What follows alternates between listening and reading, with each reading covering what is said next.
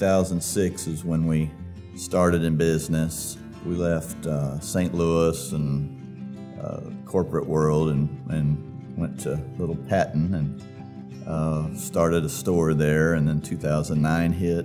We had some hard times and started going to farmers markets. And so about 2009, 2010, we started going to the Cape Market, downtown Cape Market, and then that opened up a relationship with Spanish Street Mercantile, and started there, and we're there for 5 years, and now we've been in our new location for, I guess, coming up on a year. We felt that out of the whole region, Cape was the right place to be, and specifically downtown had the right mix of people that responded well to what we were offering, and that was the key. So I think downtown Cape it's beautiful, it's got history. I would never even want to be in business on the outskirts. Yeah.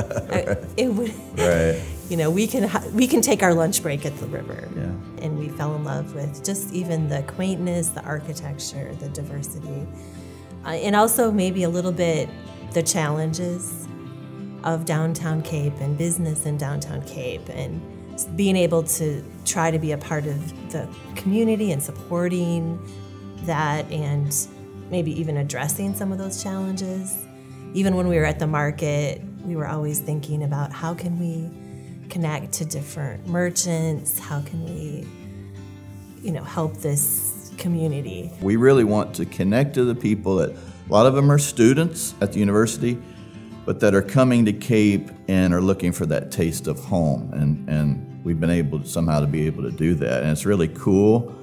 But it's kind of a philosophy too, you know, it's like, hey, all these different people from all these different places in the world are bringing something special to Cape, and we want to celebrate that, and we want to be a part of that. That building that we're in right now, we talk about it all the time, and we've talked about it with you guys too, but it was just abused. We were warned not to buy it. Yeah, they said it was... advised not to buy it. It wasn't a bad building.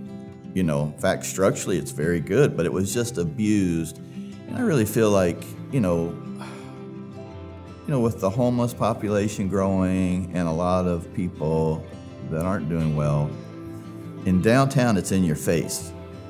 And you either, you know, the suburb thought is get that away from me, but the downtown thought has to be how do we make a difference in these folks' life? But just sitting down and talking with people is a place to start, and seeing them as people and having hope. Yeah. You know, like we had hope for our building. Right. Just a real good We didn't know metaphor. how. Yeah. I mean, it was the overwhelming thought of redeeming that building when we bought it. And for me, I mean, Lance was like, I'm like, what are you doing? But I think that we have to have that same attitude towards people in our own lives, you know, like when we are a mess and when things are broken, that there is hope and there is redemption. This reward means a lot to us. We're very grateful and honored, and it's also really a lot of gratitude. It brings up a lot of gratitude to us for a lot of people along our journey. We have so many people to thank for their support, and honestly, we didn't know several times. You know, do we still have a heartbeat?